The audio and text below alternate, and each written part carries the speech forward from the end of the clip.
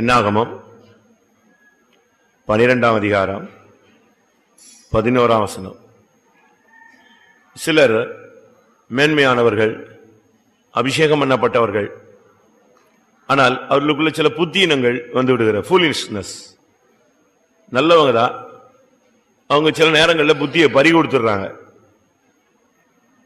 என்ன செய்யறோம், என்ன பேசுறோம், எப்படி நடந்துக்கிறோங்கிறது அவங்களுக்கு விளங்க மாட்டேங்குது. வாசிங்க என்னாகமம் 12:11. இங்கே ஆரோன் நாங்கள் சொல்றான். நாங்கள் யாரெல்லாம்? ஆரோனும் மிரியாம். ஒரு விதத்தில் அக்கா தம்பிகள், அண்ணன் தம்பிகள், இன்னொரு விதத்தில் ஊழியர்கள், இன்னொரு விதத்தில் ஆரோன் ஆசாரியன், மிரியாம் தீர்க்கதரிசி. அப்படிதானே? மிரியாம் ஒரு தீர்க்கதரிசி, ஆரோன் ஒரு ஆசாரியன், மகாபிரதான ஆசாரியன். இன்னொரு விதத்தில் சொல்ல போனா ஆரோன், மிரியாம், மோசே எல்லாரும் யாரு? அண்ணன், அக்கா, தம்பிங்க, சகோதரர்கள், சகோதரிகள். ஆனா இவங்களுக்குள்ள இப்ப ஒரு ஜட்ஜ்மெண்ட் வருது, ஒரு பனிஷ்மெண்ட். பேசிட்டு இருக்கும் போதே திடீர்னு மிரியாம் குஷ்டரோகியா மாறிட்டா. அதை பார்த்து பயந்து ஆரோன் கத்துறான். என்ன சொல்றான்? ஐயோ என் ஆண்டவனே, நாங்கள் புத்தீனமாய் செய்த இந்த பாவங்களை எங்கள் மேல் சுமத்தார். என்ன புத்தீனமாய் செஞ்சிட்டாங்க? மோசே எப்பவோ செய்த விவாகத்தில் உள்ள தவிர எத்தனையோ வருஷம் கழிச்சு என்ன செய்றாங்க? பேசுறாங்க. 1ஆம் வசனம் போதுமா? அவன் அரண்மனையில இருந்து ஓடி போய் எத்தனை வருஷம் ஆச்சு? 40 வருஷம் ஆச்சு. கல்யாணம் கட்டி எத்தனை வருஷம் ஆச்சு? 40 வருஷம். அங்க கல்யாணம் கட்டி பிள்ளை பெற்று அவன் அங்கேயே செட்டில் ஆகி திரும்ப கத்தர் முள்செடியில் அவனுக்கு தரிசனமாகி அவன் திரும்ப பார்வோனுக்கு முன்பாக நின்று அற்புத அடையாளங்கள் நடப்பித்து வரும்போது எனக்கு பேச்சு திறமை இல்லைன்னு இவன் சொல்ல, கத்தர் ஆரோனை கொண்டு யாரை மாத்துறாரு? மோசைக்கு வாயாய் மாற்றி ஆரோனை ஆசாரியனை மாற்றி அங்க பெரிய அற்புதங்கள் நடத்தி அவனை அங்கிருந்து வெளியே எல்லா ஜனத்தையும் வெளியே கொண்டு பார்வோனை செங்கடல்ல அழிச்சு வனாந்தரத்துல கொண்டு மன்னாவை புசிக்க வச்சு பிரமாணத்தை கொடுத்து கொண்டு வந்தா, இப்பதான் இவனுக்கு ஞானோதயம் வருது. அக்காவுக்கும் தம்பிக்கும் என்னது? இவன் எப்படி அந்த பொண்ணை கட்டலாம்? எத்தனை வருஷம் கழிச்சு? அப்ப இது உள்ளேயே கிடக்கு. அந்த பொண்ணை கட்டிட்டானே, அந்த பொண்ணை கட்டிட்டானே, நம்ம சொன்ன பொண்ணை கட்டலையே, நம்ம காட்டின பொண்ணை கட்டலையே, அரண்மனையில ஒழுங்கா இருந்திருக்கலாமே, நான் சொன்னதை கட்டல, அவன் சொன்னதை கட்டிட்டான், இவனா போய் கட்டிக்கிட்டான், என்ன பண்றது? அப்படியே இந்த மேரேஜில் உள்ள போராட்டம் உள்ள கடந்து என்ன செய்யுது? போஞ்சுக்கிட்டே கிடக்கு. இருதயத்தில் உள்ளதை வாய் பேசுது. நேரம் வரும்போது 2 பேரும் உட்கார்ந்து பேசினாங்க. ஒரு நாள் யார்கிட்ட பேசினாங்க? மோசைட்ட பேசல. இவங்களுக்குள்ளேயே 2 பேரும் ஒரு வீட்டில் உட்காந்துட்டு பேசுறாங்க. கத்தருக்கு பயந்தவர்கள் பேசினால் கத்தர் என்ன செய்வாராம்? கவனித்து கேட்பாரு. இவங்க 2 பேரும் வீட்டில் உட்காந்து பேசுறாங்க. மோசே அவன் வீட்டில் இருக்கிறான், அவன் கூடாரத்தில் அவன் செட்டில், அவனுக்கு இதுக்கு சம்பந்தமே கிடையாது. தேவனே அதை குற்றம் சொல்லல.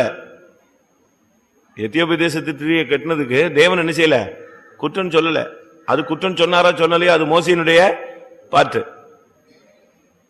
அப்படி ஒரு குற்றத்தை, எப்பமோ நடந்த ஒரு காரியத்தை நாம பேசினா அது புத்தீனம். பழைய கதைகளை நீங்க பேசி பழகக்கூடாது. இந்த கிளவிகள் பேச்சுன்னு சொல்லுவாங்க. தீமத்தில சொல்லியிருக்கு, தீத்துல கிளவிகள் பேச்சு. இந்த பழைய கதைகளை ஒரு சிலர் இந்த பாருங்க, இந்த கல்யாணத்துல போய் கல்யாணம் நல்ல ஃபங்க்ஷன் வீட்டில் எல்லாரும் கூடியிருப்பாங்க, எதை பேசிடுவான்? ஏதாவது ஒரு பழைய கதையை கொண்டு நிப்பாட்டிடுவான். சாவு வீட்டில் எல்லாரும் துக்கத்தில் இருப்பாங்க, பாடி எடுக்கலான்னு இவன் எதை கொண்டு விட்டுருவான்? பழைய கதையை பேசி அங்க அடிச்சுக்குவாங்க. அவ்வளவு வரும். அது எப்பமோ நடந்த ஒரு சம்பவமா இருக்கும். நீங்க எப்படி பேசுறீங்களா பழைய கதைகளை? பழையவே ஒளிஞ்சு போச்சு. அதை நீ பலிபீடத்தில் வச்சு க்ளோஸ் பண்ணிடணும். பழையவைகளை சிந்திக்க வேண்டாம், பூர்வமானவைகளை சிந்திக்க வேண்டாம், அதெல்லாம் க்ளோஸ். தேவன் மன்னிச்சிட்ட பிறகு நீங்க என்ன செய்யக்கூடாது? அதை பேசவே கூடாது. மோசேட்ட ஆண்டவர் பேசியிருப்பாரு. அவனை நேசிச்சுதான் அவன் எத்தியோப்பிய ஸ்திரீவை கல்யாணம் கட்டி பிள்ளைகள்லாம் பெற்று எத்தனையோ வருஷம் கழிச்சுதான் யார் போய் சந்திக்கிறா? கத்தரே அவனை போய் முள்செடியில சந்திக்கிறார். அவருக்கு தெரியாதா இவன் எத்தியோப்பிய தேசத்து ஸ்திரீயை கட்டினது? தெரியாதா? அவருக்கு தெரியாமையா கட்டிவிட்டான்? அப்படி அல்ல, நம்மில் அநேகர் இப்படித்தான் செய்றாங்க.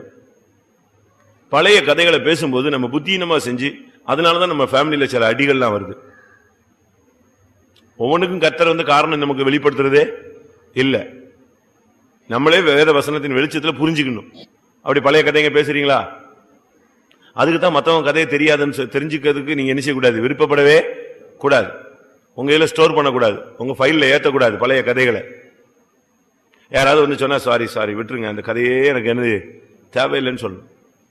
யாராவது ஒரு வீட்டுல இருந்து குப்பையை கொடுத்தா வாங்கி கொண்டு போய் உங்க வீட்டுல வச்சுக்குவீங்களா? வச்சுக்குவீங்க நீங்க.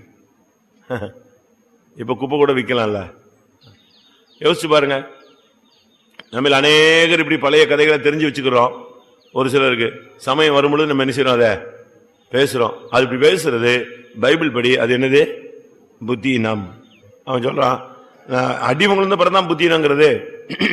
நீ ஏன் பழைய கதையை பேசுற? அவன் ஓடினா, இவன் ஓடினா, அங்க அது நடந்துச்சு, இங்க இது நடந்துச்சு, அவங்க அப்படி செஞ்சாங்க, இவங்க இப்படி செஞ்சாங்க, இங்க எப்படி நடந்தது, இதெல்லாம் நீங்க இந்த பழைய கதைகளை நீங்க பேசும்போது உங்களுடைய ஜீவியத்துல நீங்க புத்தி, அதாவது ஃபூலிஷ்னஸ், முட்டாளா மாறிடுறீங்க. டீசென்டான வார்த்தை தான் என்னது, புத்தீனம். இங்கிலீஷ்ல ஃபூலிஷ், அவன் ஃபூல், ஒரு முட்டாள் தான் சொல்லுது.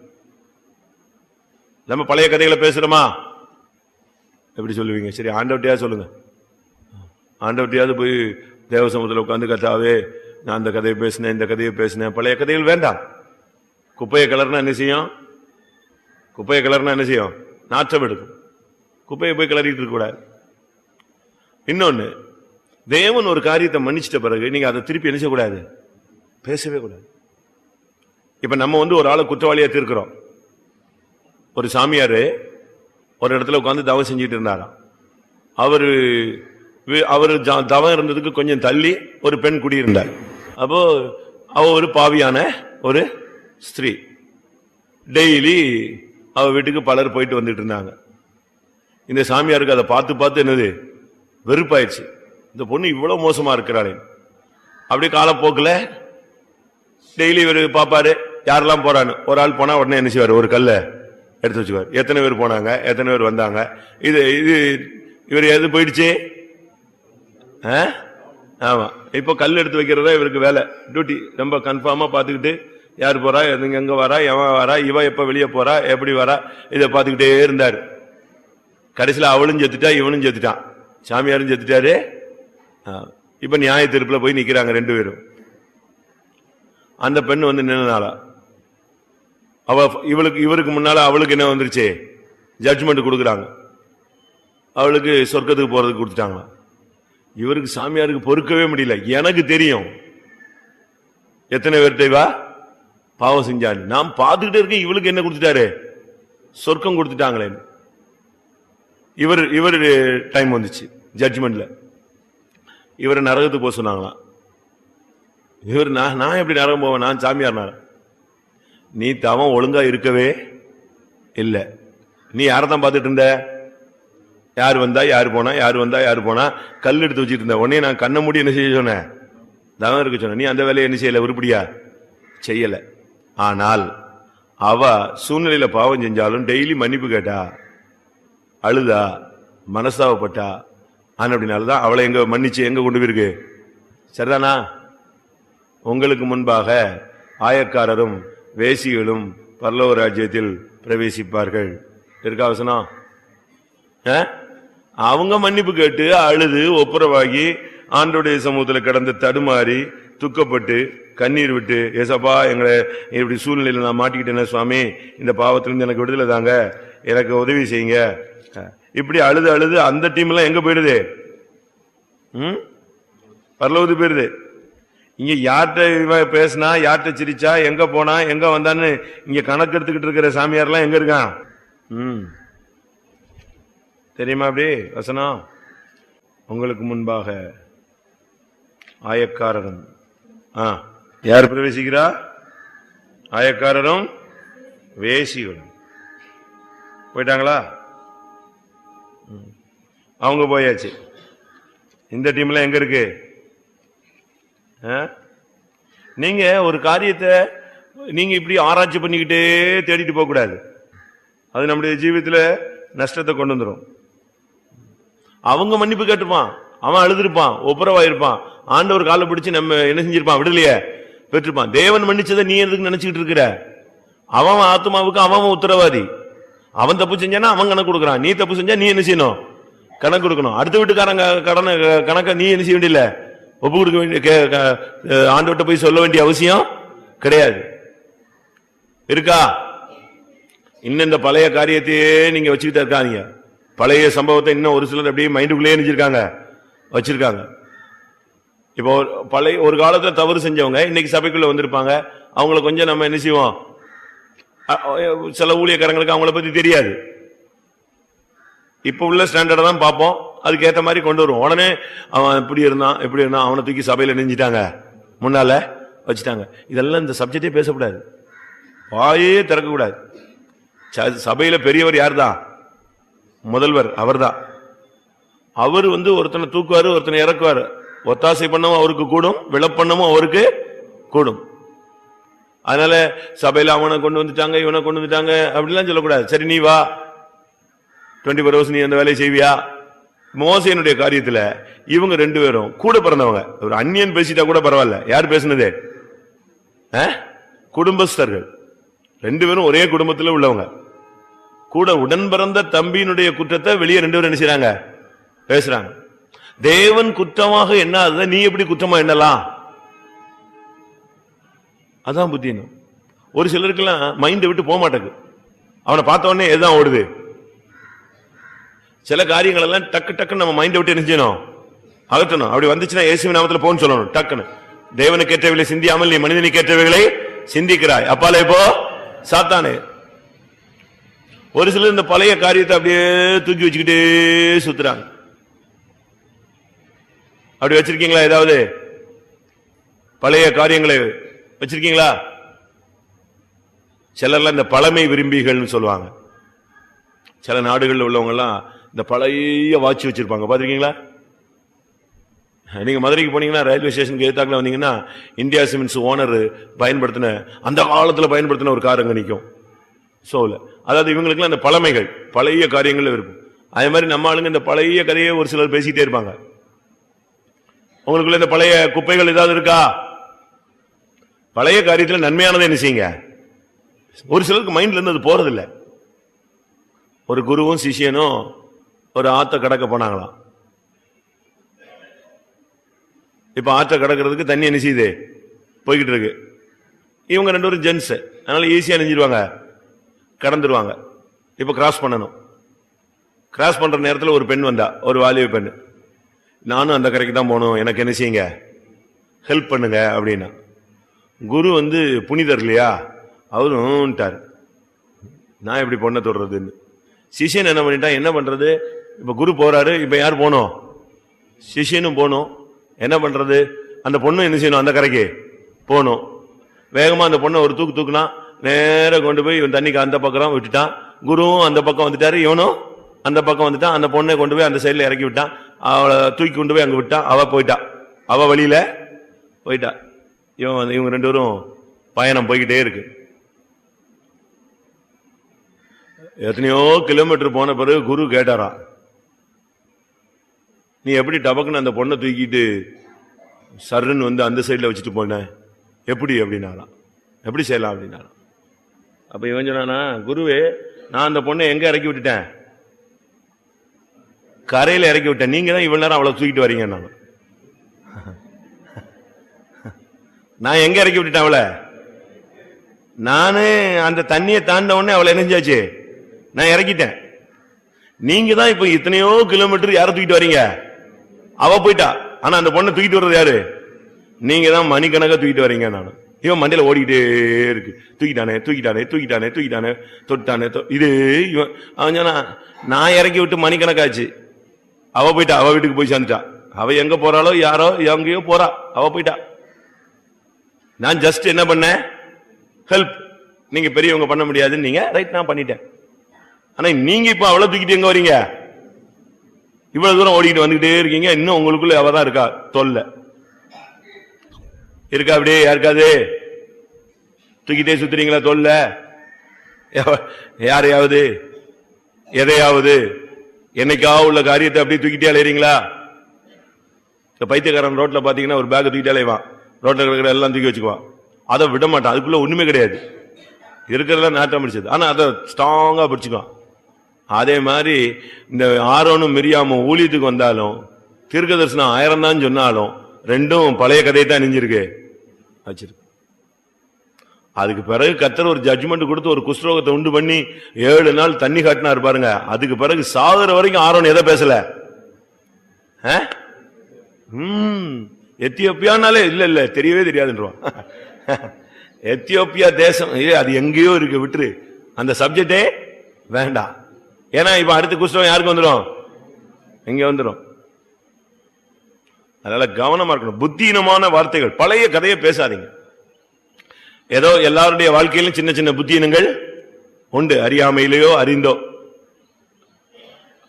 இப்ப ஓடி போயிட்டான், பார்வனுடைய அரண்மனை விட்டு ஓடிட்டான். நீ கூட பிறந்த அண்ணன் தானே, இவனை தேடி பார்த்து கொண்டு வந்திருக்கலாம்ல. கொண்டு வந்தியா? இந்த அக்கா தேடி பார்த்தாளா அவனை விட்டுட்டு இல்ல, அவன் வேற வழியே இல்ல, அவனுக்கு சாப்பாட்டுக்கு வழி இல்ல, பார்வன் கொன்னே விடுவான். அதனால அவன் ஜீவன் தப்ப ஓடி போய் எங்கேயோ ஒரு இடத்துல நினைஞ்சான், அடைக்கலம் கிடைச்சது, செட்டில் ஆனான். அதை போய் நீ ஏன் குறை சொல்ற? அவங்கவுங்க வாழ்க்கைக்கு அவங்கவுங்க வாழ்க்கையில என்னென்ன காரணங்கள் இருக்கும், தடுமாறுறதுக்கு காரணங்கள் இருக்கும், எழுப்புதல் அடைஞ்சதுக்கும் பல காரணங்கள் இருக்கும். அதெல்லாம் அது அவங்களுக்கும் தேவனுக்கு உள்ளது. நீ அதை பேசி நியாய தீர்ப்புக்கு பாத்திரனா என்ன செஞ்சிடாத, புத்தீனமாய் பேசி நியாய தீர்ப்புக்கு பாத்திரனாய் மாறிவிடாதே. இது ஆரோன் மிரியாமுடைய புத்தீனம், பழைய கதைகளை பேசினது. 1 சாமுவேல் 13:13 சவுலின் புத்தீனம். இப்போதோ உம்முடைய ராஜ்யபாரம் நிலை நிற்காது. முடிஞ்சுதா? புத்தீனமா செஞ்சா ராஜ்யபாரம் நிக்காது, கர்த்தர் கொடுத்த ஆசீர்வாதம் நிக்காது. இங்க உள்ள புத்தீனம் என்னன்னு தெரியுமா? 7 நாள் காத்திருன்னு சொன்னா 6 நாள் காத்திருந்து 1/2 நாள் என்ன செய்யல, காத்திருக்கல. 7 நாள் காத்திருங்கிறது தான் அவனுக்கு கொடுக்கப்பட்ட கட்டளை. 7ஆம் நாளில காலையில இவன் வரலன்னு உடனே இவன் பலியெல்லாம் செலுத்தியாச்சு. 7ஆம் நாள் முடியும் போது யாரும் வந்துட்டா, அவன் சர்வாங்க தகன பலியிட்டு முடிகிற போது இதோ சாமுவேல் வந்தான். முடிஞ்சுதா? கரெக்டா டைமிங்க்கு வந்துட்டான். இது எதை காண்பிக்கிறார்? நம்முடைய ஜீவியத்துல சில காரியங்களுக்கு நம்ம கர்த்தருக்காக காத்திருக்கணும். மனுஷிகமா என்ன செய்யக்கூடாது, எதைக்கும் செஞ்சிடக்கூடாது. ஆண்டவர் டைம் வரைக்கும், ஆண்டவருடைய டைம் வரைக்கும் நம்ம காத்திருக்கணும். ஆண்டவர் தன்னுடைய டைம்ல கரெக்டா உண்மையா இருப்பார். கரெக்டா வருவேன்னு சொன்னா கட்டாயம் என்ன செய்வாரு, வருவார். உனக்காக யுத்தம் செய்வேன்னா செய்வார். கொடுப்பேன்னு சொன்னா நிச்சயமா என்ன செய்வாரு, கொடுப்பார். அதை நீங்க அப்படியே காத்திருக்கணும். ஒரு சகோதரிக்கு ஒரு இடத்துல ஒரு வீட்டு டெடிகேஷன் நடந்துச்சு. அப்போ அதுக்கு பக்கத்தில் உள்ள விசுவாசிகள் 2 பேரும் புருஷன் மனைவி, அவங்க விவாகமாகி ஒரு 6-7 வருஷம் ஆயிடுச்சு. அவங்களுக்கு குழந்தை இல்லை. அவங்களும் உடனே சீஃப் பாஸ்டர் தான் அந்த வீடு டெடிகேட் பண்ண வந்தாரு, போயிட்டாங்க. போய் ஜெபிச்சாங்க. எங்க வீடு பக்கத்தில் இருக்க, வாங்க பாஸ்டர்னாங்க. அவரும் நினைஞ்சிட்டாரு, ஒரு வீட்டுக்கு போயிட்டு ஒரு வீட்டுக்கு போலன்னா சீஃப் பாஸ்டர் வரலன்னு சொல்லிடுவாங்கட்டு, சரி நான் வரேன்ட்டு பக்கத்தில் வாக்கபிள் உடனே வந்துட்டார். வந்து அந்த வீட்டுக்கு ஜெபிச்சாரு. ஜெபிச்சுட்டு விசாரிக்கும் பொழுது இவங்க சொன்னாங்க, எங்களுக்கு வந்து 7 இயர்ஸ் என்ன இல்லை, குழந்தை இல்லைன்னு. அவர் என்ன பண்ணிட்டாரு, அப்படியா குழந்தை இல்லையா, அதுக்கு ஏன் நீங்க கவலைப்படுறீங்க, கர்த்தர் கொடுத்தா வாங்கிக்கோ, இல்லைன்னா ஸ்தோத்திரம் பண்ணிட்டு என்ன செய்ய, 2 பேரும் சமாதானமா வாழ்க்கை நடத்துங்க. எந்த விதமான மெடிக்கலோ எதுவுமோ தேவனுக்கு பிரியமில்லாத காரியங்களை நீ என்ன செய்யக்கூடாது, செயல்படுத்தக்கூடாது அப்படின்னு பட்டு இந்த கட்டளை மாதிரி நினைஞ்சிட்டாரு, குடிச்சிட்டு போயிட்டாரு. அவங்களுக்கு கையும் ஓடல காலும் ஓடல. கர்த்தர் கொடுப்பார், கொடுக்கலனாலும் நீ என்ன செய்யக்கூடாது, எந்த விதமான முயற்சிகளும் எடுக்கக்கூடாது, கர்த்தர் கொடுப்பாருன்னு சொல்லிட்டார். அவங்க அதை நம்பி இருந்தாங்க 14 வருஷமோ 15 வருஷமோ. இப்ப கர்த்தர் அவங்களுக்கு நெஞ்சிருக்காரு, குழந்தை கொடுத்திருக்காரு. அப்படி காத்திருக்காங்க. கர்த்தர் உங்களுக்காக கிரியை செய்யற வரைக்கும் நீங்க என்ன செய்யணும், காத்திருக்கணும். கர்த்தருக்கு காத்திருக்கிறவர்கள் புதுபலன் அடைகிறார்கள், ஒருபோது வெட்கப்பட்டு போறதே கிடையாது. கர்த்தருக்கு காத்திருக்காம நம்ம ஏதாவது நம்ம செய்யும் பொழுது அது புத்தீனமான ஒரு செயலா என்ன செய்யுது, மாறி. அடுத்து துணிஞ்சிட்டான், அதான் புத்தீனம். அவன் சொல்றான் பாருங்க, 1 சாமுவேல் 13:12 அவன் சொல்றான், எண்ணி துணிந்து சர்வாங்க தகன பலியை செலுத்தினேன். ஊழியம் செய்ய வேண்டியது ஊழியர்கள் செய்வாங்க, ஜெபிக்க வேண்டியது ஜெபம் ஊழியக்காரங்க செய்வாங்க. நாம போய் அவசியம் இல்லாம எங்கேயும் என்ன செய்யக்கூடாது, மிஞ்சின காரியங்கள்ல பெரிய பெரிய காரியங்களிலும் மிஞ்சின கருமங்களிலும் நீங்க என்ன செய்யக்கூடாது, தலையிட கூடாது. அப்படிலாம் செய்யக்கூடாது. துணிந்து செய்யறது. எந்த ஒரு காரியத்தையும் பயத்தோடு செய்யுங்க. என்ன வந்துட போகுது, என்ன ஆயிரும் அப்படின்னு நம்ம துணிஞ்சு செய்யும் பொழுது அது குற்றமாக தேவனுடைய பார்வையில கணக்கிடப்படுகிறது.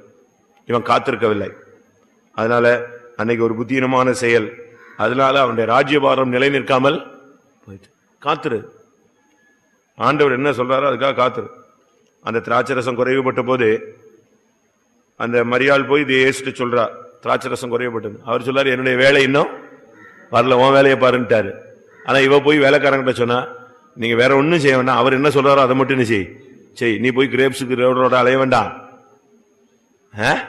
அந்த சிரப்ஸ் வாங்கிட்டு வரதுக்கு நீ ரோட என்ன செய்ய வேண்டாம், அலைய வேண்டாம், ஒன்னும் செய்யாது. அவர் என்ன சொல்றாரோ அதை செய். வேலை வரவில்லைன்னு சொன்னவரு, வேலை வரலன்னா அடுத்த நாளா செய்ய முடியும்? இன்னைக்கு தான் வேலை வந்துச்சுன்னு கல்யாணம் விருந்து நடந்துகிட்டு இருக்கு. அப்ப அதுக்குள்ள அந்த வேலை என்ன செய்யும், வரும். நீ கர்த்தர் கிரியை செய்வாருங்கிற நிச்சயத்தோடு இருக்கணும். உன் நம்பிக்கை வீண் போகாது, நிச்சயமாய் முடிவு உண்டு. இந்த வருஷத்துல கர்த்தருக்காக காத்திருக்காம நம்ம அவசர கொடுக்கையா, அதிக பிரசங்கித்தனமா, மிஞ்சி ஏதாவது செஞ்சிருக்கோமா? ஆண்டவர் கிரியை செய்யறதுக்கு முன்பாக, ஆண்டவர் பேசுறதுக்கு முன்பாக, ஆண்டவருடைய ஆலோசனையை கேட்காமலே நம்மளா ஏதாவது பண்ணிருக்கோமா, செஞ்சிருக்கோமா? அது என்னது? ஆண்டவருடைய பார்வையில புத்தீனம். பழைய கதைகளை பேசுறது புத்தீனம். பழைய பாவங்களை, மற்றவருடைய பழைய பாவங்களை, அவங்க வாழ்க்கையில் உள்ள தோல்விகளை பேசுகிறது புத்தீனம். இரண்டாவது, கர்த்தருக்கு காத்திருக்காமல் நாமே துணிஞ்சு செயல்படுகிறது புத்தீனம். மூன்றாவது 2 சாமுவேல் 24:10. புத்தீனமாய் செய்து என்ன செஞ்சிட்டான்? ஆனா இவன் எப்படிப்பட்ட ஆள் தெரியுமா? ரொம்ப புத்திசாலியான ஆள்.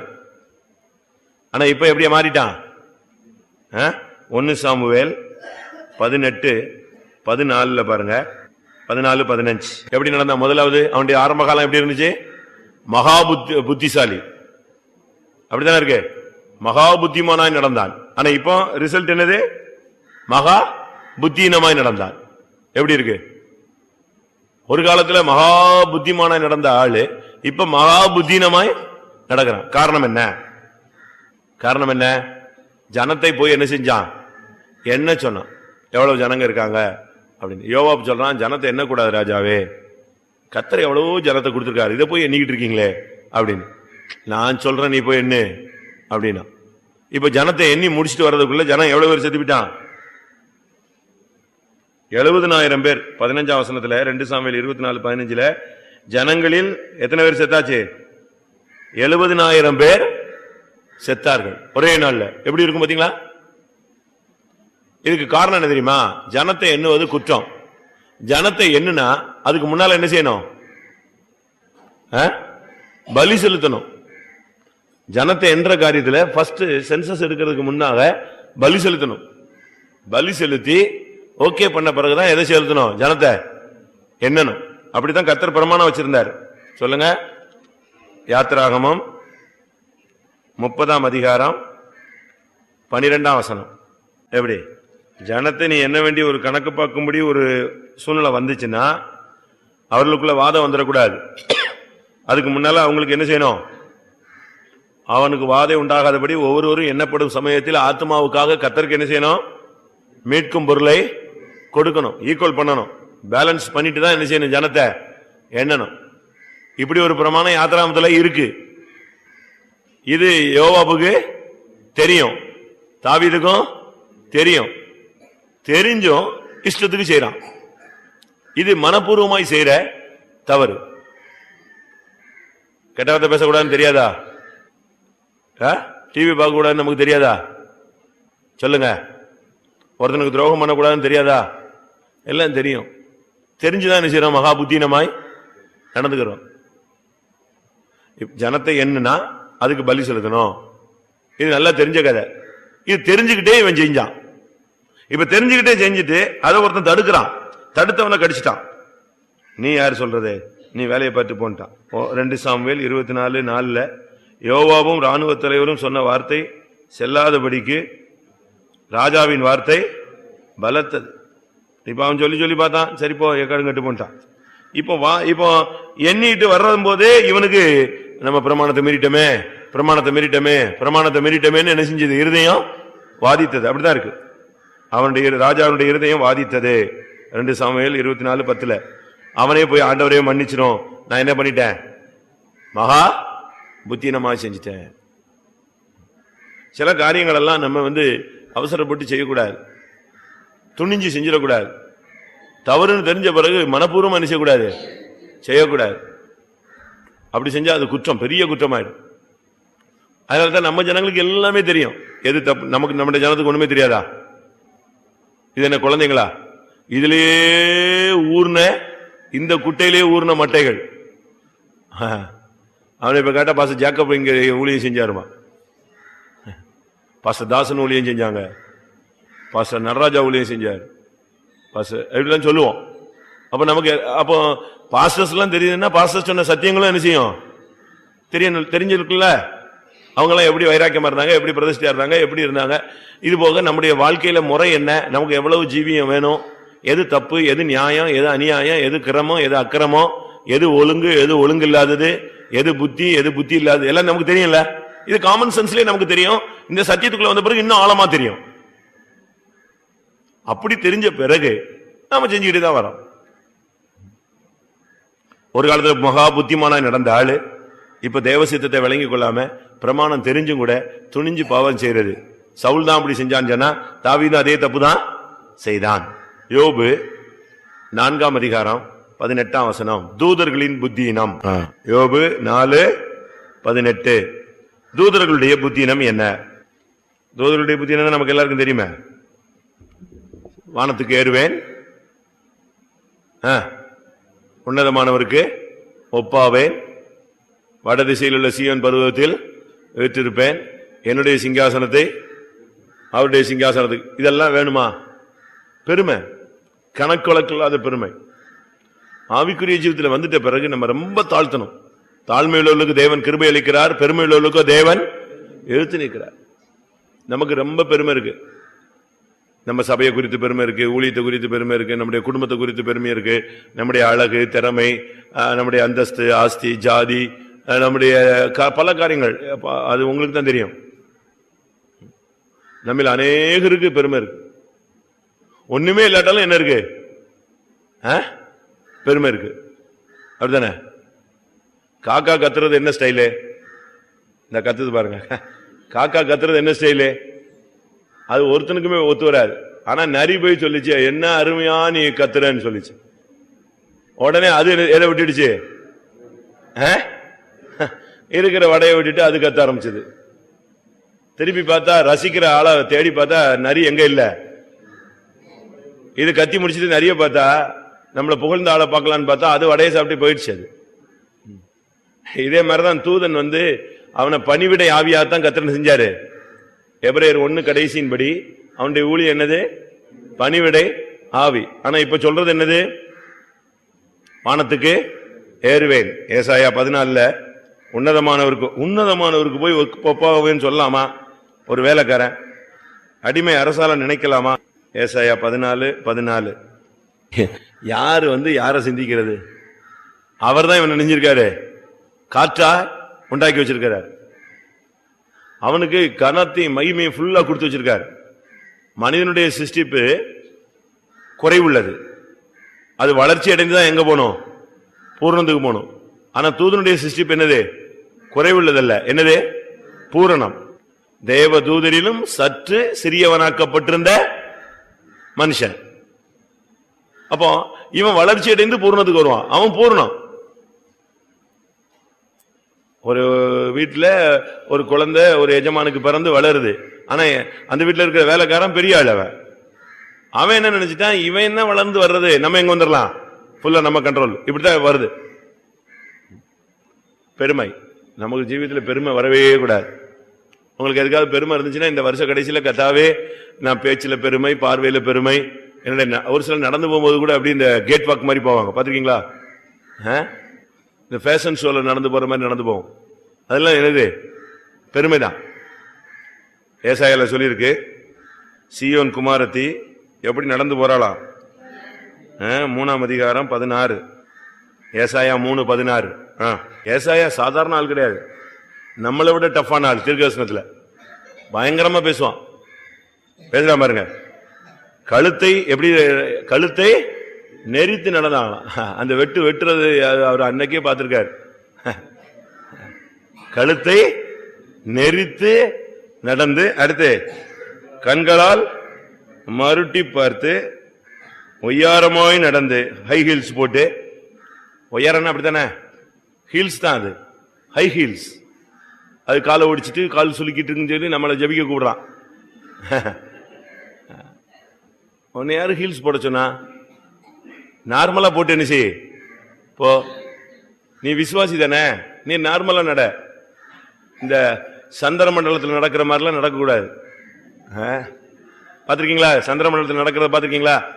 அந்த ஸ்பேஸ்ல போவாங்க, அப்படியே மிதந்து போவாங்க. அவங்களுக்கு நடக்க முடியாது, ஏன்னா கீழே ஈர்ப்பு சக்தி எங்க கிடையாது. அதே மாதிரிலாம் நம்ம நடக்கக்கூடாது. ரொம்ப தாழ்மையா, நம்ம வர்றதும் தெரியக்கூடாது, நம்ம போறதும் தெரியக்கூடாது. அவ்வளவு அடக்க ஒடுக்கமா தான் நம்ம என்ன செய்யணும்.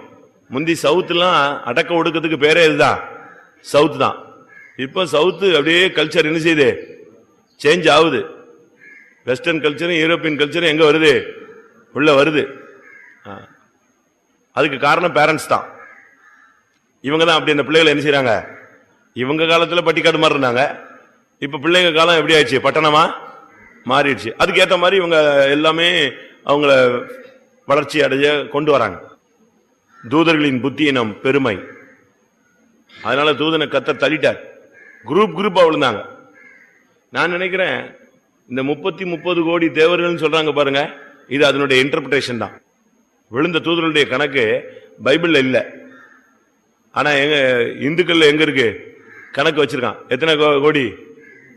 30 கோடி. நிலமா ஒரு கணக்கு அது. அப்ப எவ்வளவு தூதர்கள் விழுந்திருக்கான்னு பாருங்க, எவ்வளவு குரூப் விழுந்து கிடக்கு. அவங்களெல்லாம் கர்த்தர் மகிமையா வச்சிருந்தார். மகிமைன்னா, நான் ஒரு இடத்துல ஒரு பிசாசு துரத்தினேன். பிசாசு துரத்தும் போது அது கண்டினியூ வந்துகிட்டே இருக்கும். அந்த பிசாசு இந்த பிசாசு அது பிசாசு இப்படி ஒரு 2 வாரமோ 3 வாரமோ கிடந்து துரத்திக்கிட்டே கிடந்தோம் மாச கணக்கில். நைட்டெல்லாம் உட்காந்து ஊழியக்காரங்க உட்காந்து ஜெபம் பண்ணுவோம். கொஞ்சம் ஆவிக்குரிய விசுவாசிகள் நைட்டு வருவாங்க. ஒரு சகோதரிக்கு அந்த பிசாசு போராட்டம், நைட்டெல்லாம் உட்காந்து எல்லாரும் ஜெபம் பண்ணுவோம். கொஞ்சம் லேட் ஆயிடுச்சுன்னா பாட்டுக்கிட்டு பாடி என்ன செய்யுது, தூக்கு வைக்க வராம அந்த போராட்டத்துக்காக உட்காந்து நைட்டெல்லாம் உட்காந்து ஏதாவது ஒரு பாட்டு பாடுவாங்க. யாராவது ஒரு ஆள் ஹார்மோனியம் போடும். இப்படி பாடிக்கிட்டே உட்காந்து ஜெபிச்சுட்டு அந்த ஆவி வந்துச்சுன்னா துரத்துறது, இப்படி ஜெபிக்கிறது, திருப்பி ரெஸ்ட் எடுக்க போவோம். அப்போ ஒரு நைட்டு உட்காந்து தெலுங்கு, அது நான் சொல்றது சித்தூர், ஆந்திரா. நான் கொஞ்ச நாள் அங்க இருந்தேன், ஒரு 3.5 மாசம் நினைக்கிறேன். அப்போ அந்த பிசாசுக்காக ஜெபிச்சுட்டு இருக்கும்போது நைட்ல ஒரு பாட்டு, நூதன எருசலேம்னு ஒரு பாட்டு இருக்கு, புதிய எருசலேமை பத்தி ஒரு பாட்டு. அது அந்த பாட்டு பாடிட்டு இருக்கோம், நூதன எருசலேம். அந்த பாட்டை பாடிட்டு இருக்கும்போது இந்த பிசாசு பிடிச்சது அப்படியே உருண்டுகிட்டே இருந்துச்சு. இந்த பாட்டு பாடின உடனே ஆள ஆரம்பிச்சிருச்சு. அந்த சீயோனுடைய இதெல்லாம் எல்லாம் அந்த ஒவ்வொரு நாள் வர்ணிச்சு வரும். அதை பாட ஆரம்பிச்ச உடனே இது ஆள ஆரம்பிச்சது. நான் சரி பிசாசு போகுது போல் இருக்கு, அழ ஆரம்பிச்சிருச்சு நினைச்சிட்டு, என்ன அழுகுறேன்னு கேட்டேன். அது கொஞ்ச நேரம் சும்மா இரு, இந்த சியோனின் பாட்டை நான் என்ன செஞ்சுக்கிறேன் கேட்டுக்கிறேன்.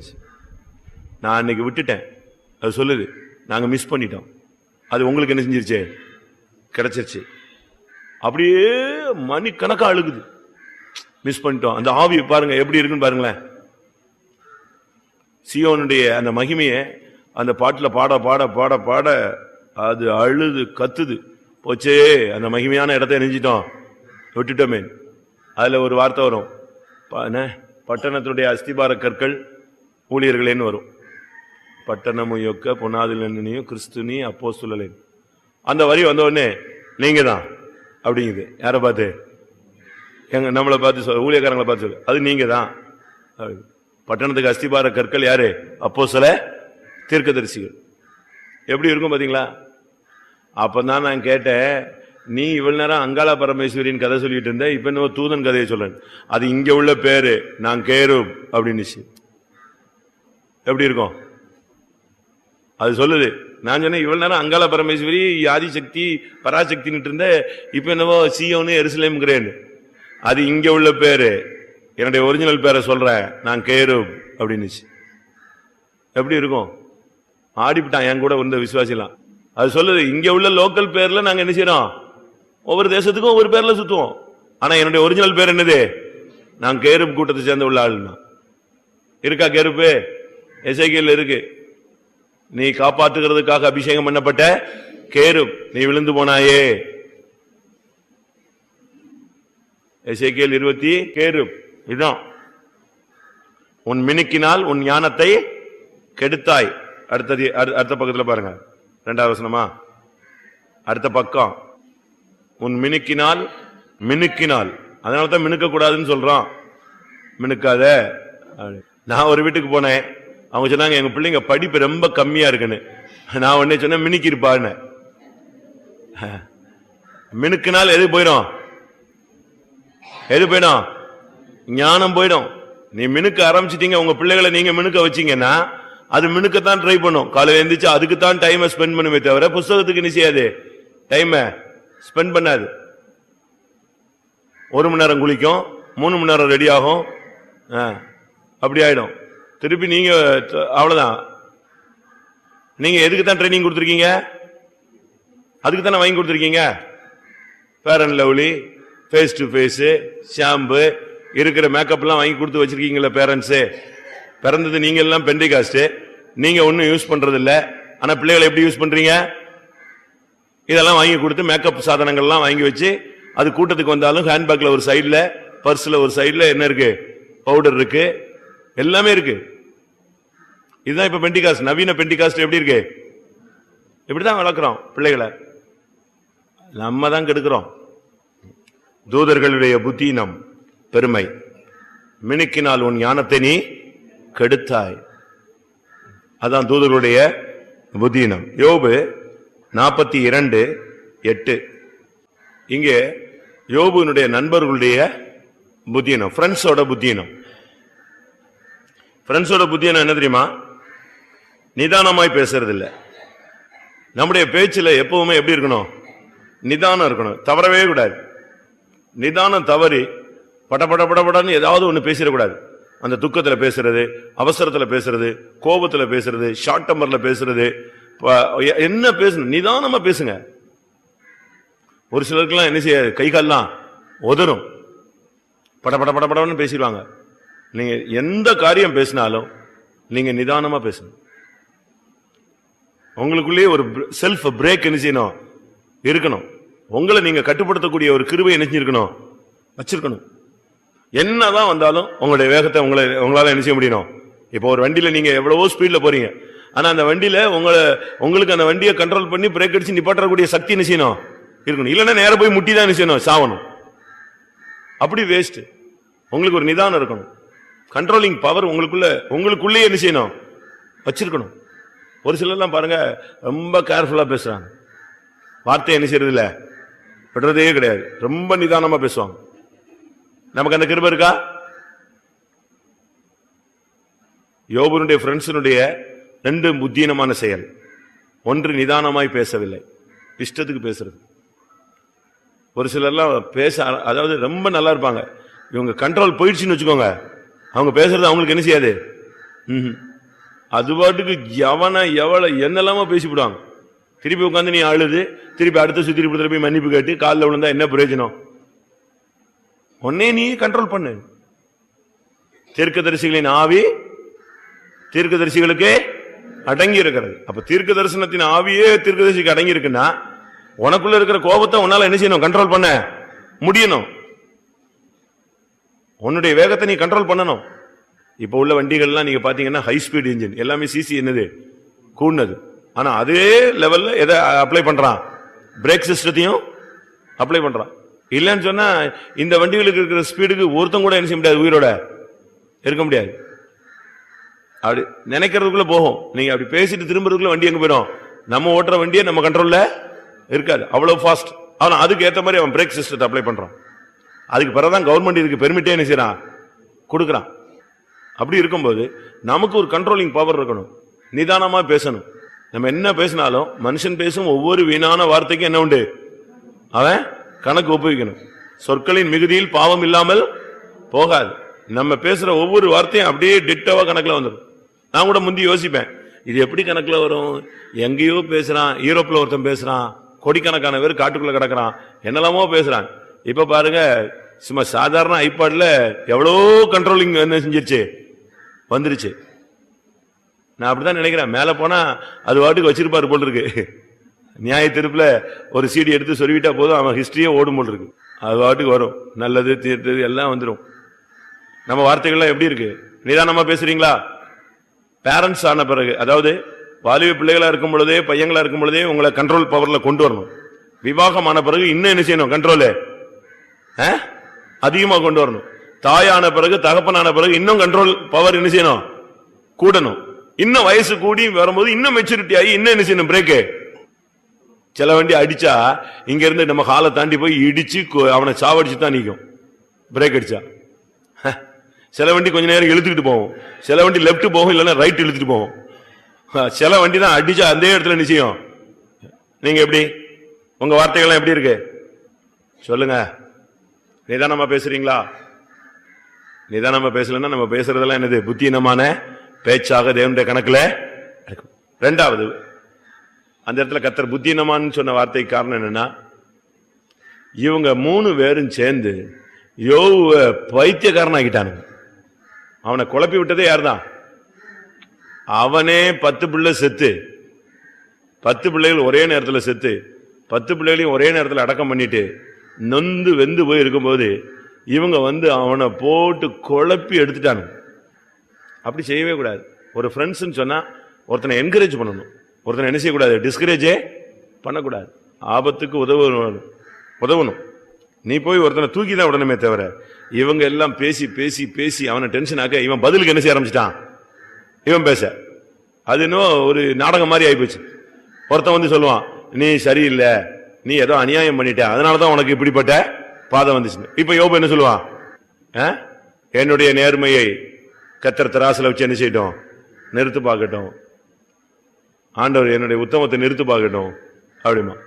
உடனே அடுத்தவன் சொல்லுவான், நீ உத்தமமா இருந்தா ஏன் இப்படி நடந்துச்சு அப்படி. இப்படியும் அவனை போட்டு குத்தி குத்தி குத்தி குத்தி அவனை புலம்ப வச்சுட்டாங்க. நீங்க ஃப்ரெண்ட்ஸ் அப்படி யாராவது செய்றீங்களா? யாராவது டிஸ்டர்ப் பண்றீங்களா? புருஷன் சோர்ந்து போனா மனைவி என்ன செய்யணும்? தேர்த்தி விடணும், டெவலப் பண்ணி விடணும். மனைவி சோர்ந்து போயிட்டானா புருஷன் என்ன செய்யணும்? கடந்து சாவுன்னு சொல்லிட்டு விட்டு போக கூடாது. அன்னைக்கு லீவ் போட்டு சமாதானப்படுத்தி உட்கார்ந்து அந்த பிசாசை துரத்தி அந்த துக்கமான ஆவி என்ன செய்யணும்? என்கரேஜ் பண்ணணும். பாஸ்டர் பால் நம்ம ஊழியத்தை துவங்கும் போது அவர் லுத்தரன் சபையில தான் இருந்தாரு, உபதேசியாரா. வேற ஒரு சர்ச்சில் இலங்கையில மிஷினரிஸ் ஊழியம் செஞ்சாங்க. 3 நாள் கூட்டம், 3 நாளோ 4 நாளோ மிஷினரிஸ், ஆஸ்திரேலியன் மிஷினரிஸ் மீட்டிங் நடத்தினாங்க. அந்த மீட்டிங் தான் இவர் போனார். அங்கதான் இவருக்கு அபிஷேகம்லாம் என்ன செஞ்சது? கிடைச்சது. அப்ப கடைசியில் அவங்க சொல்றாங்க, இந்த கூட்டத்தில் ஒரு நபரை கர்த்தர் தெரிந்தெடுக்கிறாரு, அந்த நபர் மூலமா கர்த்தர் ஒரு விசுவாச ஊழியத்தை ஸ்தாபிக்க போறாரு. அந்த சபை பூமி எங்கும் என்ன செய்யும்? வியாபிச்சு கிரியை செய்யும். பூமி எங்கும் அதனுடைய வளர்ச்சி உண்டாகும். அந்த சபை மகிமையில போகும்னு சொல்லி ஒரு ப்ராபசி கொடுத்துட்டு, அந்த விசுவாச ஊழியம் செய்யறவங்களை, அதை அர்ப்பணிக்கிறவங்களை நாங்க பார்க்க விரும்புகிறோம், வாங்க அப்படின்னு கூப்பிடுறாங்க. உடனே யாரு போறா? ஒரு 2-3 பேர் போறாங்க. 3 பேர் போனா அவங்க இன்டர்வியூ மாதிரி பண்றாங்க. நீங்க விசுவாச ஊழியம்னா என்ன கிடையாது? சம்பளம் கிடையாது, சேர்த்து வைக்க கூடாது, இப்படி என்னெல்லாமோ சொல்றாங்க. அவங்க 2 பேரும் பின்வாங்கிட்டாங்க. யாரு நிக்கிறா? இவர் ஒருத்தர் நிக்கிறாரு. இவருக்கு பிளஸ் பண்ணி ஆசீர்வதிச்சு ஜெபிச்சு அனுப்பிடுறாங்க. இவர் வீட்டுக்கு வந்துடுறாரு. வர்ற வழியிலேயே போராட்டம்.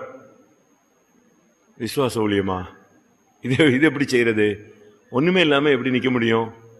பிள்ளைங்க வேற இருக்கு, குடும்பம் வேற இருக்கு, எப்படி எப்படி எப்படின்னு யோசிச்சுக்கிட்டே வீடு வந்து சேர்ந்துட்டார். பாஸ்டர் பால் விவாகமானவர் தானே, 5 பிள்ளைங்க, என்ன பண்றது? 5 பிள்ளைங்க 4 5 தான், என்ன பண்றது இந்த பிள்ளைகளை வச்சுட்டுன்னு சொல்லிட்டு அப்படியே டல்லாகி வீட்டுக்கு வந்து சேர்ந்தாராம். வீட்டுக்கு வந்து சேர்ந்த உடனே அவங்க சிஸ்டர் கேட்டாங்களா, மிஸ்ஸஸ் என்ன 2 நாள் கூட்டத்துக்கு எழுப்புதலா வந்தீங்க, இன்னைக்கு போய் எப்படி வரீங்க, டல்லா வரீங்களேன்னு. அப்ப அவர் சொன்னாராம், இப்படி என்னவோ ஃபெய்த் மினிஸ்ட்ரின்னு சொல்றாங்க, நான் அதுக்கு ஒப்பு கொடுத்துட்டு வந்தேன். ஆனா வரும்போதே ஒரே குழப்பம், எப்படி பண்றது, ஃபெய்த் மினிஸ்ட்ரி எப்படி பண்றது, இந்த லுத்தரன் சர்ச்சை விட்டு வெளியே வரணும், அங்க ஏதாவது என்ன செய்வான், சம்பளம் கொடுப்பான், கோயில் குட்டியாரு. இப்ப அதுவும் கிடையாது. இப்ப என்ன பண்றது அப்படின்னு யோசிக்கலாம். அப்ப அவங்க சொன்னாங்களா, ஒப்பு கொடுத்துட்டு வந்துட்டு நீங்க என்ன செய்யக்கூடாது, ஒப்பு கொடுத்துட்டீங்க, இனிமே என்ன செய்யக்கூடாது, அதை பத்தி யோசிக்க கூடாது. கர்த்தர் நம்ம என்ன செய்வாரு, நடத்துவார். ஏன்னா ஒண்ணுமே கிடைக்கலன்னா கிணத்து தண்ணி பைப்பு தண்ணி கிடைக்காதா, அதை குடிச்சிட்டே என்ன செய்யலாம், ஊழியம் செய்யலாம். நாங்க அப்படியா சொல்ற, சரி அப்படின்னா நான் ஒத்துக்கிறேன், அந்த ஊழியமே செய்யலான்ட்டு அன்னைக்கு நைட்டே பிரதிஷ்டை பண்ணி என்ன செஞ்சாங்க, ஊழியத்தை துவக்குனாங்க. நீங்க என்ன செய்வீங்க, இப்ப இந்த கூட்டத்தில் இருக்கிற ஒரு பிரதர் ஊழியத்து போறேன்ட்டாரு, அவங்க மனைவி இங்க உட்கார்ந்துருக்கீங்க, என்ன நினைப்பீங்க, இதுக்கு தான் பெந்தேகோஸ் போகாதன்னு சொன்னேன், குடும்பத்தை ஒண்ணுமில்லாம ஆக்கிடுவான்னு சொன்னேன், நான் இங்க இருக்கும்போது இவரை ஊழியத்துக்கு எடுத்தா இப்படிதானே, அப்படிதான் அநேகர். சரி, குடும்பத்தில் இருக்கிறவர் ஊழியத்துக்கு போனா பிரச்சனை, சரி விட்டுருங்க. இப்ப ஒரு பிள்ளை ஊழியத்துக்கு போகுது இங்க இருந்து, உடனே பேரண்ட்ஸ் என்ன செய்யறாங்க, அதுக்கு தான் அதிகமா கூட்டத்துக்கு போகாதன்னு சொன்னேன், இந்த பிரசங்கம் இப்படிப்பட்ட புது பிரசங்கம் கேட்காதன்னு சொன்னேன். எனக்கு ரொம்ப இடத்துல இதான் பிரச்சனை, அநேக இடத்துல எனக்குள்ள பிரச்சனையே இதுதான், ஊழியத்துக்கு போறதுதான் ப்ராப்ளம். ஊழியத்துக்கு ஒன்னாலதான் போச்சு என் பிள்ளை, ஒன்னாலதான் போச்சு, ஒன்னாலதான் போச்சு, ஒன்னாலதான் போச்சு. ஒரு நான் சிவகாசியில் இருக்கும்போது ஒரு பிரதர் வீட்டில் சொல்லியிருக்காரு, இந்த பாஸ்டர் எவ்வளவு சீக்கிரம் மாறி போறாரோ அவ்வளவு சீக்கிரம் என் பிள்ளை தப்பிடுவா. இந்த பாஸ்டர் மாறிட்டா எல்லாரையும் மாத்துறாங்க, இவரை மட்டும் 5 வருஷம் என்ன செய்ய மாட்டேங்கிறான், மாத்த மாட்டேங்கிறான். சரி, அவருடைய ஆசையே என்னவோ என்னை மாத்திட்டாங்க. ஆனா அந்த பிள்ளை எங்கதான் இருக்கா, வண்டி ஃபர்ஸ்ட் லைன்ல தான் என்ன செய்யுது, ஃபர்ஸ்ட் ட்ராக்ல தான் ஓடி நிக்குது, எப்ப இறங்குன்னு. அப்படி அல்ல, கர்த்தர் அவனை இழுக்கிறாரு, என் பிதா ஒருவனை இழுத்துக் கொள்ளாவிட்டால் ஒருவனும் என்னிடத்தில் வரான். அவர் தான் இழுக்கிறது. இழுக்கிறது யாரு, அவர் தான். அந்த இழுக்க வைக்கிறது யாரு, நாங்க. இழுக்கிறது அவரு, இழுக்க வைக்கிற இழுக்கிற இடத்துல கொண்டு போய் நிப்பாட்டுறது யாரு, கிரெயின் வந்து தூக்குங்க. கிரெயினுக்கு கொக்கி மாட்டி விடுறது யாரு, கிரெயினுக்கு தெரியுமா, கிரெயின் அந்த கண்டெய்னர் எல்லாம் தூக்கும், ஆனா அதுக்கு லைன் மாட்டி விடுறது யாரு, அது மட்டும்தான் நாங்க. நமக்கு இந்த நாட்கள்ல மற்ற ஃப்ரெண்ட்ஸ் எல்லாம் என்கரேஜ் பண்ணணும். உங்க புருஷனை நீங்க என்கரேஜ் பண்ணணும், ஆவிக்குரிய ஜீவித்துல என்கரேஜ் பண்ணணும், மனைவி என்கரேஜ் பண்ணணும், விசுவாசத்துல தடுமாற விடவே கூடாது. அவங்க அப்படி செய்யல. அவனை அந்த 3 ஃப்ரெண்ட்ஸை பத்தி பைபிள்ல சொல்லியிருக்கு, அலட்டுண்டாக்குகிற தேற்றரவாளர். அவங்க ஃப்ரெண்ட்ஸ் தேற்றரவாளனா இருக்கணும். ஆனா எப்படிப்பட்ட தேற்றரவாளர்கள், அலட்டு உண்டாக்குகிற தேற்றரவாளர். எந்த அதிகாரம், முதல் வசனம் 16:2, யோபு 16:2. தேற்றரவாளர்கள், ஆனா என்னது, ஃப்ரெண்ட்ஸ் தான், ஆனா எப்படிப்பட்டவங்க, அவனை ஒரு வழி பண்ணி விட்டானுங்க. அடுத்ததாக மத்தேயு 7:26, மணலின் மேல் கட்டினவன் புத்தி இல்லாத மனுஷன்.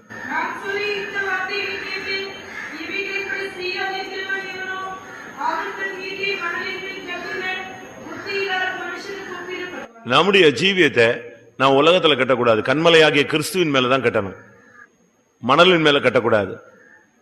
கல் கனமும் மணல் பாரம், உலக பாரத்திலேயே நீங்க உங்களுடைய ஜீவியத்தை கட்டிட்டு இருக்க கூடாது. கண்மலையாகிய கிறிஸ்துவில நம்பிக்கையோடு என்ன செய்யுங்க, உங்களுடைய ஜீவியத்தை கட்டி எழுப்புங்க. புத்தீனமான காரியங்களுக்கு நீங்க இடம் கொடுக்க கூடாது. சங்கீதம் 69:5, அறிந்திருக்கிறீர். தாவீதினுடைய புத்தீனம், இன்னொரு புத்தீனம், அதுதான் இந்த பத்சேபா எடுத்துக்கொண்டது, உரியாவை கொன்னது, யுத்த நேரத்தில் யுத்தத்துக்கு போகாதது. ஒண்ணு மணலின் மேல் நீங்க கட்டுறது பாரம், உலக கவலைகள், உலக காரியங்களே நீங்க உங்களை கட்டிக்கிட்டு இருக்காதீங்க. சபைக்குள்ள வந்தா கூட உலகம் உலகம் உலகம், வீடு நிலம் வீடு நிலம் வீடு நிலம் பிள்ளைங்க வீடு நிலம் பிள்ளை, இதே மண்டியில் என்ன செய்யக்கூடாது, வைக்க கூடாது. வந்த உடனே எல்லாத்தையும் மறந்து கொஞ்ச நேரம் ஸ்தோத்திரம், கிருபை, அபிஷேகம், வல்லமை, வரம், ஒரு புத்திய தெளிவாக என்ன செய்யுங்க, வச்சுக்காங்க. அடுத்ததாக தாவீதினுடைய புத்தியம் என்னது, இன்னொரு புத்தியம் என்னது, யுத்த காலத்துல யுத்த நேரத்தில் எங்க போல, யுத்தத்துக்கு போகாம ஒப்பரிகளை சுத்தி வீணா டைமை ஸ்பெண்ட் பண்ணி, அன்னைக்கு ஒரு பாவத்துக்குள்ள விழுந்து அந்த பாவத்தை நிவர்த்தி செய்யறதுக்கு ஒருத்தனை கொன்னு, அந்த பாவத்தினுடைய பிரதிபலனா ஒரு பிள்ளை செத்து, ஒரே ஒரு சின்ன காரியம், யுத்த நேரத்துக்கு எங்க போல, யுத்தத்துக்கு போல. ஜப நேரத்துக்கு நீ ஜபத்துக்கு போலன்னு சொன்னா பிசாசு உன்னைய கொண்டு போய் கொலை குற்றவாளியா மாத்திடுவான். ஜெப நேரத்துக்கு நீ ஜெபத்துக்கு போயிட்டீன்னா நீ தப்பிட்ட. ஜெப நேரத்தில் நீ ஜெபத்துல இல்லைன்னு சொன்னா அன்னைக்கு உனக்கு தோல்விதான், அன்னைக்கு உனக்கு நஷ்டம். அடுத்து இந்த புத்தி இல்லாதவங்க பயங்கரமா கோபம் மூட்டுவாங்க. அதை கண்டுபிடிச்சிக்கலாம். புத்தி இல்லாத ஆளுங்களை எப்படி கண்டுபிடிக்கலாம்? ரோமர் 10ஆம் அதிகாரம் 19ஆம் வசனம். மற்றவங்களுக்கு நீங்க கோபம் மூட்டுறீங்களா? ஒரு சிலர் பேசினாலே மற்றவங்க டென்ஷன் ஆயிடுவாங்க. ஏன்னா இவன் யாரு? புத்தீனமான ஆள். நம்முடைய பேச்சு அப்படித்தான் இருக்கு. புத்தீனம் உள்ள ஜனங்களாலே உங்களுக்கு என்ன செய்வேன்? கோபம் மூட்டுவேன். மற்றவங்களை கோபம் மூட்டுற சுபாவம் நமக்குள்ள இருக்கவே கூடாது. ஒரு சிலர் சொல்லுவாங்க, தயவு செய்து நீ பேசாம இருந்தா போதும்பாங்க. நீ சும்மா இருந்தாலே நீ ஒண்ணுமே பேச, நலமானது என்ன செய்யாத, பேசாது. நீ அவன் பேசிட்டாலே என்ன வந்துடும்? பிரச்சனை வந்துடும். சில இடத்துல நம்ம பஞ்சாயத்து பண்றோம் பாருங்க, அந்த பார்ட்டியை இருக்க சொன்னா இருக்காது. அவங்க குறுக்க குறுக்க பூந்து பூந்து என்ன செய்வாங்க? பேசிக்கிட்டே தான் இருப்பாங்க. அது என்ன ஆயிரும்? புத்தீனமான மனுஷனுடைய செயல் மற்றவங்களை என்ன செஞ்சிடும்? கோவம். உங்களுடைய way of speech, way of talk வந்து மற்றவங்களை அப்படியே ஆஃப் பண்ணணும். சரி, தப்பு தான், மன்னிச்சிருங்க, விட்டுருங்க, சரி இனிமே அப்படி என்ன செய்யறது இல்ல, வேண்டாம், அப்படிதான் என்ன செய்யணும் சொல்லணும். ஒரு சபையில பயங்கர பிரச்சனை வந்துச்சு. அந்த ஊழியக்காரருக்கு ஆப்போசிட்டா அந்த சபையில பாதி பேர் எழுப்பிக்கிட்டாங்க. பாதி பேர் சப்போர்ட், பாதி பேர் எதிர்ப்பு. இங்க நாசரேத்து அப்படிலாம் இல்லைன்னு நினைக்கிறேன். அந்த ஆவி இங்க இருக்கான்னு தெரியல. இல்ல பரவாயில்ல, இல்லாத வரைக்கும் சந்தோஷம். இருந்தா அதோ ஐயோ என்ன ஆகி போச்சு. அந்த பஞ்சாயத்துக்கு நானும் போயிருந்தேன், என்னையும் கூட்டு போனாங்க. நீ தானே அங்க இருந்த வான்னு சொல்லி உட்கார்ந்தா ஒரு குரூப் எழும்பி சரமாரியா குற்றச்சாட்டு சொல்றான், இன்னொரு குரூப் எழும்பி சரமாரியா சப்போர்ட் பண்ணுது. எப்படி இருக்கும்? ஒரு சர்ச்சில் ஒருத்தர் இருந்துச்சு, கர்த்தருக்கு ஸ்தோத்திரம், இந்த பிரதர் வந்த பின்பு எங்களுடைய சபை மிகவும் ஆசீர்வாதமாக இருக்கிறது. உடனே அடுத்தாள் எழும்புது, கர்த்தருக்கு ஸ்தோத்திரம், இவர் போட்ட சாபத்துல எங்க குடும்பமே ஒண்ணு இல்லாம போயிடுச்சு. எப்படி? இது வேணும்னே ரெண்டு பேரும் என்ன செய்றாங்க? வர்றாங்க. கடைசியில் அந்த பிரதரை பேசணும். எனக்கு பயம், அந்த பிரதர் என்னத்தையாவது பேசி, ஏற்கனவே அவன் மேல எல்லாரும் என்ன செய்யறான், டென்ஷன்ல இருக்கிறான், இவன் என்னத்தையா மாத்திக்கிட்டு பேசிடுவானான்னு சொல்லிட்டு முதலே அவனை கூப்பிட்டு ரூம்ல வச்சு சொல்லிட்டேன், நீ உன் ஸ்பீச் தான் மெயின், சர்ச்சை காமா பண்ணி கொடுத்துருவோம், வண்டியை ரன் பண்ணி என்ன செய்வான், கண்டிஷனா கையில் கொடுத்துருவோம், நீ திருப்பி தான் நீ தான் ஓட்ட போற. எப்படி பேசுவ? டென்ஷனா பேசக்கூடாது, அவங்க டென்ஷன் ஆகிற மாதிரி பேசக்கூடாது, அவங்களுக்கு பிடி கொடுத்து நெஞ்சிடக்கூடாது, பேசிடக்கூடாது, எல்லாம் தெளிவா சொல்லி கொடுங்க. இல்லைண்ணே ஒன்னும் தெரியல, நீங்க என்னை பேச சான்ஸ் கொடுங்க, நான் ஆஃப் பண்ணிடுறேன்னு சொன்ன. சரின்னு சொல்லி அருமையா பேசினா, 2 நிமிஷம் தான் பேசினா. கர்த்தருக்கு ஸ்தோத்திரம், நான் இந்த சபைக்கு ஒரு நாயாக இருக்கிறேன் அப்படின்னா எனக்கு டென்ஷன் ஆகி போச்சு. என்னத்தையும் திருப்பி கிளப்பிட்டான் போல் இருக்கே இயேசுவே அப்படின்னு நான் இப்படியே பார்த்துட்டே இருக்கிறேன். அவன் பேசுறான், கர்த்தருக்கு ஸ்தோத்திரம், நான் ஒரு நாயாக இந்த சபையில இருக்கிறேன், ஆனா குறைக்க மாட்டாத நாய் அல்ல, நான் இந்த சபையை குறைச்சு காப்பாத்துறது. ஒரு திருட வந்தா குறைச்சா என்ன செய்யும், அந்த வீட்டுக்காரன் உஷாராயிருவான் அப்படின்னு நான் ஏசாயாவில் சொல்லப்பட்டது போல நான் குறைக்க மாட்டாத நாய் அல்ல, நன்மைக்காக குறைத்த நாய் அப்படின்னா. அப்பா பரவாயில்ல, இப்படியாவது சொல்லிட்டாங்க, ஆஃப் பண்ணிட்டாங்க. அதை கேட்ட உடனே அப்படியே எல்லாம் உட்காந்து அமைதியா. அதாவது நான் ஏன் உன்னை சத்தம் போட்டேன், ஏன் நான் உன்னை கடிஞ்சுக்கிட்டேன், ஏன் நான் இப்படி பிரசங்கம் பண்ணேன், ஏன் நான் உனக்கு புத்தி சொன்னேங்கிறதுக்கு காரணம் என்ன செய்யறாரு? ரொம்ப சிம்பிள் தாட். அதை கேட்டவொடனே எல்லாரும் அப்படியே அமைதியாகி, நாங்க பேசின தப்பு, நாம் பேசின தப்புன்னு எல்லாரும் நினைஞ்சிட்டான். என்னச்சு மன்னிப்பு கேட்டு ஒப்புரவாயிடும்.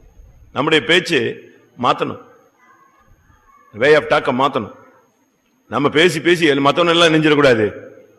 ஒரு சிலர் மனைவி மாறுங்க வந்த உடனே பேசுவாங்க, இவர் கண்டுக்காம இருப்பார், திருப்பி பேசுவாங்க, திருப்பி கண்டுக்கிறாங்க, திருப்பி பேசிட்டே இருந்து கடைசியில் என்ன வந்துடும், அவனுக்கு அந்த பிரேக் ஃபெயிலியர் ஆயிடும். அந்த பிரேக் ஃபெயிலியர் ஆயிடும். திருப்பி வண்டி ஒரே முட்டு மோதி அட்டி தடி ஆயி. ஒரு நாள் ஒரு சகோதரன் போன் பண்ணாரு, எங்க இருக்கீங்கன்னு. நான் மெயின் ரோட்ல சுத்திட்டு இருக்கேன். எதுக்குன்னு, அங்க வீட்டுல அவ போட்டு கொடைஞ்சு எடுக்கிறா, அப்ப நீ இருந்தா சண்டை வரும், அதனால நான் எங்க வந்திருக்கேன், வண்டி எடுத்துட்டு சுத்திட்டு இருக்கேன். இன்னொரு 1/4 மணி நேரம் கழிச்சு போனா அவ ஆட்டோமேட்டிக்கா நெஞ்சிருவா. அந்த இன்ஜின் வந்து பாயில் ஆனது என்ன செஞ்சிடும், அப்படியே ஆஃப் ஆகி கப்புன்னு இருக்கும்.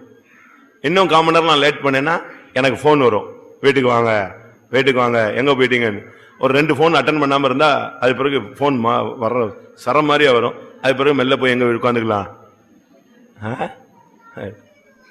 உங்க வீட்டுல கொதிக்குதா? பால் கொதிச்சா என்ன பண்ணுவீங்க? தண்ணி ஊத்துவீங்க. இதே மாதிரி இதே பிராக்டிஸ் எதுல பண்ணுங்க.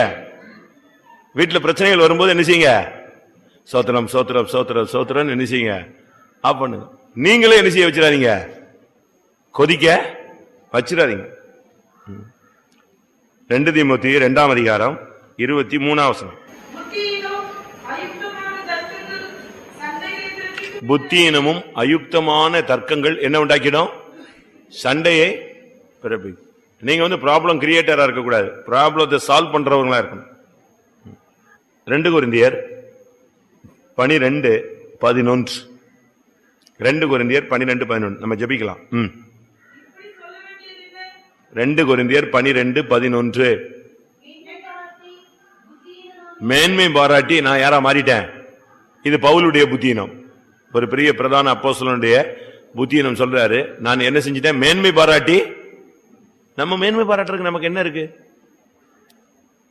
சொல்லுங்க? மேன்மை பாராட்ட நமக்கு என்ன இருக்கு? ஒண்ணுமே கிடையாது.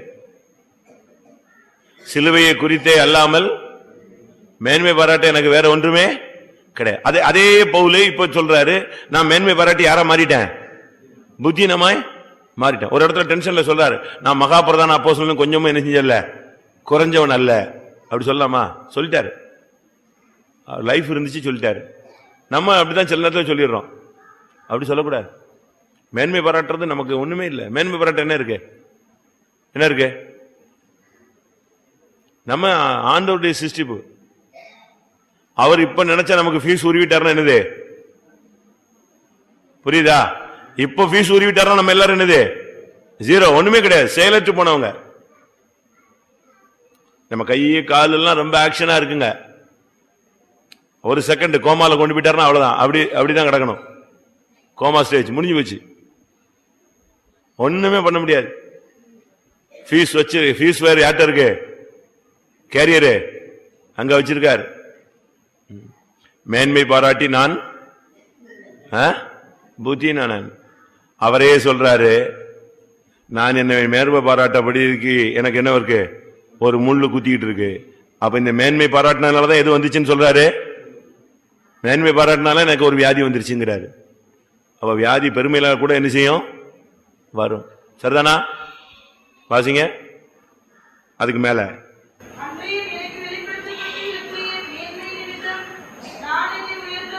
உயர்த்தாதபடிக்கு எந்த வசனம்?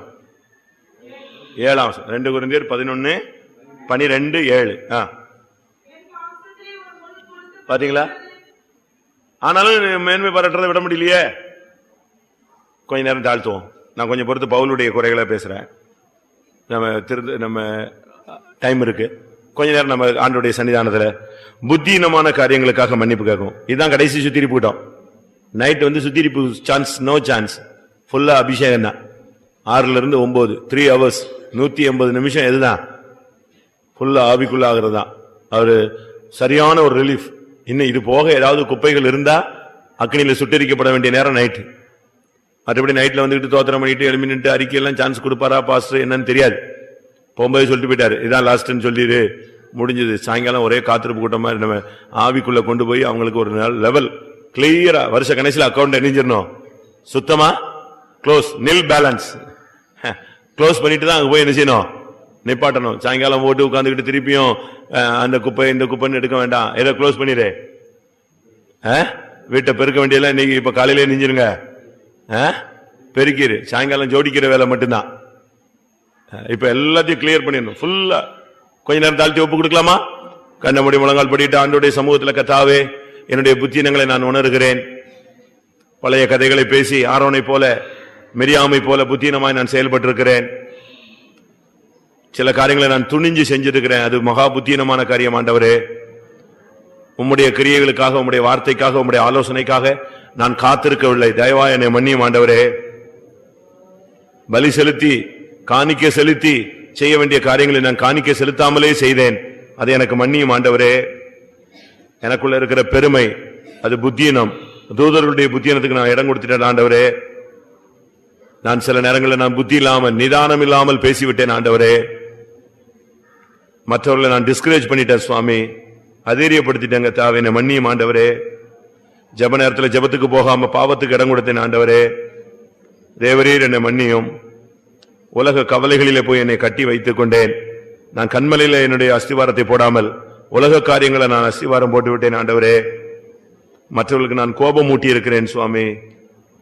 நான் மேன்மை சண்டை என்னுடைய வார்த்தைகளால அநேக இடங்களில் சண்டை உண்டாயிருக்கிறது ஆண்டவரே. என்னை மன்னியும் ஆண்டவரே. நான் மேன்மை பாராட்டி புத்தியனாய் மாறி இருக்கிறேன்.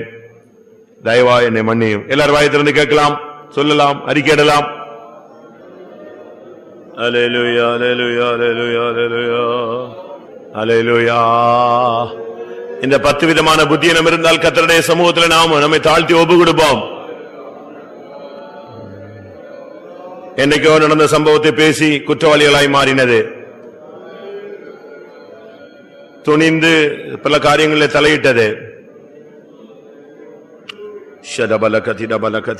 கர்த்தருக்கு காத்திருக்காமல் போனது, பலி செலுத்தாமல் எந்த ஒரு ஊழியமும் செய்தது, பெருமை பாராட்டினது, நிதானமாய் பேசாதது, ஜெபத்துக்கு போகாமல் பாவத்துக்கு இடம் கொடுத்தது, உலக கவலைகள் மேல் நம்மை ஈடுபடுத்திக் கொண்டது, மற்றவர்களை கோபம் ஊட்டினது, சண்டையை உருவாக்கினது, மேன்மை பாராட்டி புத்தீனமாய் செயல்பட்டது. கர்த்தர் கிருபையாய் மன்னிக்க முடியாய் கேளுங்கள். அல்லேலூயா, அல்லேலூயா, அல்லேலூயா. ஆமென். வாயை திறந்து அறிக்கையிட்டு கர்த்தரை சன்னிதானத்தில் சரிப்படுத்திக் கொள்ளுங்கள். நமக்குள்ள இருக்கிற புத்தீனத்தின் தன்மை வெளியே போகட்டும். தூதர்களுடைய புத்தீனத்துக்கு இடம் கொடுக்காதிருங்கள். ஆரோன் மிரியாமுடைய புத்தீனத்துக்கு இடம் கொடுக்க வேண்டாம். தாவீதின் புத்தீனத்துக்கு இடம் கொடுக்க வேண்டாம். அல்லேலூயா. சவுலின் புத்தீனத்துக்கு இடம் கொடுக்க வேண்டாம்.